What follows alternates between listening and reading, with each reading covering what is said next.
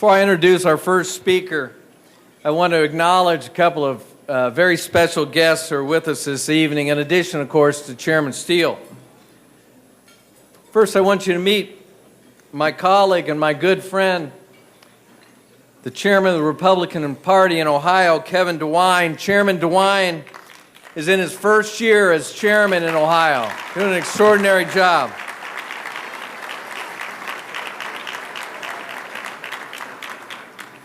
Also with us is former Virginia Governor Jim Gilmore. In addition to, wait a minute, Governor, I got several things to say about you, sir. In addition to a really distinguished tenure as governor in Virginia, Governor Gilmore was the first chairman, RNC chairman, under President Bush in 2001.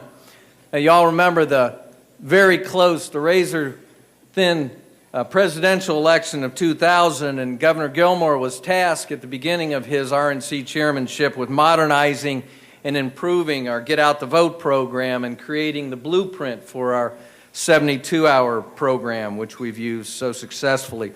So, if you're an elected official who's ever used phone banks, you can thank Jim Gilmore. Conversely, if you're a private citizen who's feel like you've been bombarded at home the last few elections reminding you to vote, you too can thank Jim Gilmore. But thank you, Governor, for joining us this evening.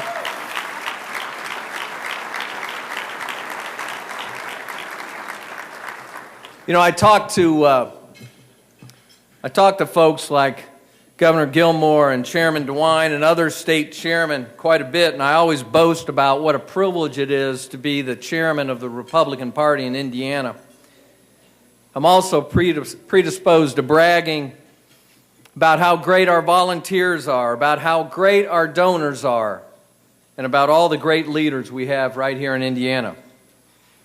The turnout here this evening is evidence of all of that, and I'm proud that you're all here tonight to show our out-of-state visitors and friends what one of the finest Republican parties in the country looks like. In that spirit, it's clear to me that as Hoosier Republicans, we have much to be proud of these days. In Washington, President Obama and his Democrat colleagues are spending your money faster than it can be printed, running up the deficit faster than it can be calculated, and raising taxes faster than you can pay them.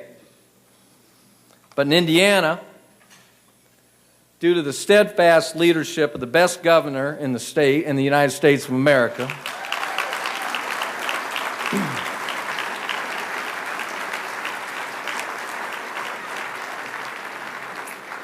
in Indiana, we just passed a responsible budget that doesn't spend us into oblivion. Governor Daniels and our Republican legislators have served us well. And for those who are in the crowd tonight, I would ask all of you to join me in giving them a round of applause and thanking them.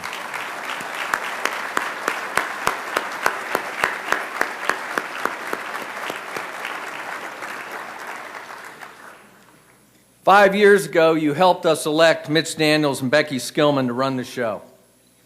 And they've done an amazing job. And last year, you helped them again. And they received more votes than any other candidate in a single election in Indiana history.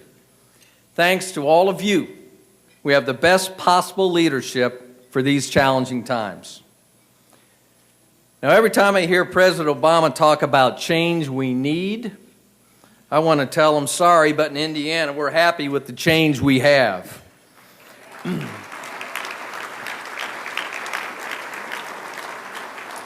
And apparently, Pat Bauer and his Democrat colleagues missed the change memo from their national party.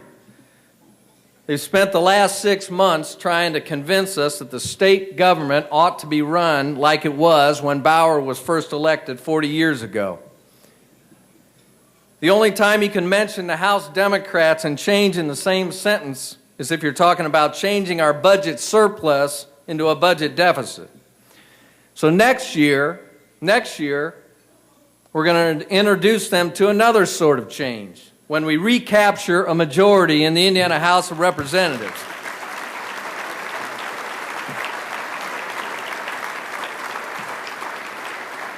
Speaker Bauer instead of Speaker Bosma instead of Speaker Bauer. Now that's change I can believe in.